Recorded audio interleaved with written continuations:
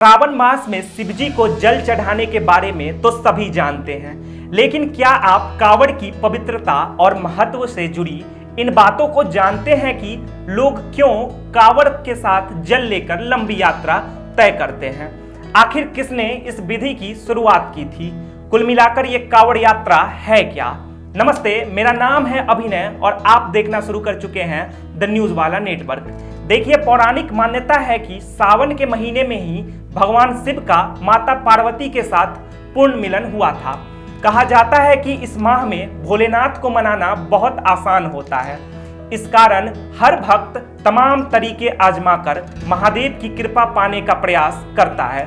सावन के महीने में ही कांवड़ यात्रा निकाली जाती है।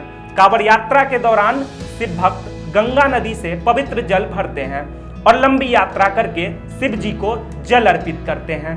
जब फूल, माला, घंटी और घुंघरू से सजे दोनों किनारों पर वैदिक अनुष्ठान के साथ गंगा जल का भार पिटारियों में रखा जाता है, तब जाके कांवड़ का निर्माण होता है। कांवड़ यात्रा को लेकर कई तरह की मान्यताएं प्रचलित है।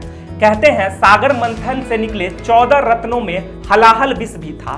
बाकी चीजों पर तो सुर असुर ने लेन देन में सहमति कर ली, किंतु हलाहल का क्या हो, अंततः यह देवों के हिस्से में आया तो इसे कौन सा बाहर ले, कौन पिए, कौन धारण करे। हलाहल की ज्वाला की लपटें अपनी क्षमता दिखाने लगी। भगवान विष्णु तो इसमें ऐसे झुलसे कि उनके चेहरे का रंग ही काला पड़ गया और उन्हें श्याम सुंदर नाम दिया गया। विष्णु के आग्रह पर भोले बाबा ने हलाहल को ले लिया और वह जब उसे गटक रहे थे, इतने में माता पार्वती ने टोका टोकी कर दी और वह कंठ में ही अटक गया। शिव को नया नाम मिल गया, नीलकंठ।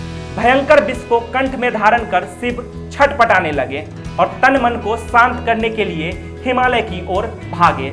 उधर देवों की सेना भी मटकी में जल भर भर कर शिव को शांत करने में जुट गई। कितना जल चढ़ा होगा इसका अनुमान नहीं, कितने दिनों में वे शांत हुए होंगे यह भी पता नहीं। पता तो यह भी नहीं कि उनके भीतर हलाहल की भयंकर ज्वाला अभी भी शांत हुई कि नहीं। परंतु भक्तों की शिव पर जल चढ़ाने की परंपरा आज भी जारी है। वहीं इसके अलावा कुछ लोगों का मत है कि सबसे पहले त्रेता युग में श्रवण कुमार अपने माता पिता की इच्छा पूरी करने के लिए कांवड़ यात्रा की थी। वे माता पिता को कांवड़ में बैठाकर हरिद्वार ले गए थे और वहां जाकर उन्होंने माता पिता को गंगा में स्नान करवाया और वापस लौटते समय श्रवण कुमार गंगा जल लेकर आए और उन्होंने व उनके माता पिता ने इस जल को शिवलिंग पर चढ़ाया। तभी से कांवड़ यात्रा की शुरुआत हुई। ये तो हो गई मान्यताओं की बात। अब आपको बताते हैं कि अगर आप भी कांवड़ यात्रा करके भगवान शिव पर जलाभिषेक करना चाहते हैं तो ये नियम जानना जरूरी है। हालांकि आज के समय में कांवड़ यात्रा कई तरह से की जाने लगी है, लेकिन वास्तव में कांवड़ यात्रा पैदल की जाती है और यात्रा के दौरान भक्तों को कड़े नियमों का पालन करना होता है। कांवड़ यात्रा के दौरान भक्तों को सात्विक भोजन करना होता है और मांसाहार, शराब आदि के सेवन से बचना होता है। रास्ते में कहीं भी कांवड़ जमीन पर नहीं रखी जाती। विश्राम के समय भी कांवड़ को पेड़ से लटकाना होता है। अगर कांवड़ को नीचे रखा तो उसके उद्देश्य सफल नहीं हो पाते। ऐसे में दोबारा गंगा जल भरकर यात्रा शुरू करनी पड़ती है। कांवड़ यात्रा के दौरान आपने जिस मंदिर में अभिषेक करने का संकल्प लिया है, वहां तक आपको पैदल जाना होता है।